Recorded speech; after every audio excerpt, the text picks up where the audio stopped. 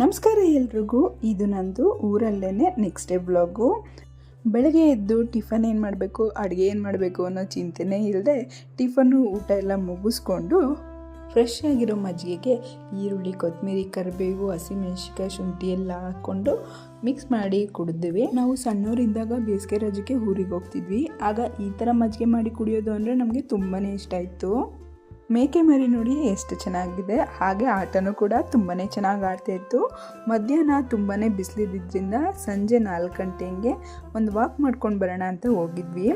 ಈ ಥರ air pollution ಇಲ್ಲದೆ, ಸೌಂಡ್ ಪೊಲ್ಯೂಷನು ಇಲ್ಲದೆ ವಾಕ್ ಮಾಡೋದು ಎಷ್ಟು ಚೆನ್ನಾಗಿರುತ್ತೆ ಅಲ್ವಾ. ಇನ್ನೊಬ್ಬರ ತುಳಿತಕ್ಕೆ ಸಿಗದೆ ಆಡ್ಕೊಳ್ಳೋರ ಬಾಯಿಗೂ ತುತ್ತಾಗದೆ ಯಾರು ಕೂಡ ಬೆಳೆದಿಲ್ಲ.